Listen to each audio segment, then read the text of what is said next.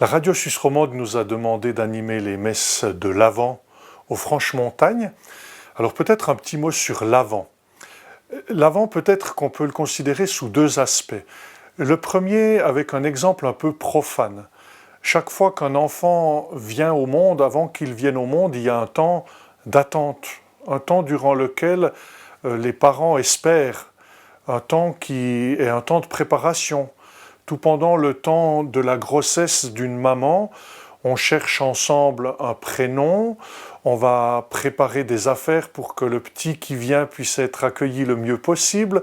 On va maintenant suivre des cours pour préparer l'accouchement, on va se mettre ensemble pour préparer un petit lit ou préparer la chambre, et on sent bien toute la fébrilité qu'il peut y avoir avant la naissance d'un petit bébé. Et Noël est cela, l'annonce de la naissance d'un petit bébé qui vient.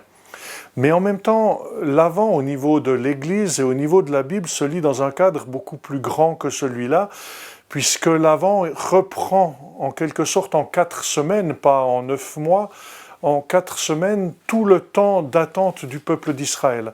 Ce peuple d'Israël qui, au cours des siècles, espère rendre visible en quelque sorte le Dieu invisible. Alors ce peuple d'Israël a essayé de voir la visibilité de Dieu à travers le rôle du roi, du prophète, du Messie, a essayé de rendre présent Dieu invisible.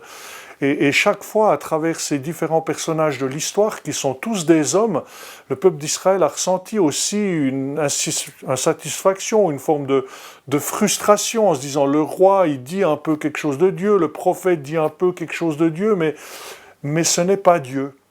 Et l'attente de ce Messie, Dieu présent sur terre, qui vienne dire aux hommes comment cheminer, comment découvrir la joie et le salut, c'est une attente qui s'est portée durant plusieurs centaines d'années et qui est présente dans tout l'Ancien Testament. Donc au cours de l'Avent, on va relire aussi ces textes qui nous parlent de l'attente du Messie, de la quête de sa venue et de la quête du peuple d'Israël. Et ce chemin qui a été porté par les Juifs depuis plusieurs centaines d'années, il est présent aujourd'hui dans nos liturgies pour attendre celui que nous considérons comme le Messie, Jésus, Fils de Dieu, qui vient poser son empreinte sur la terre et qui vient nous révéler le vrai visage de Dieu.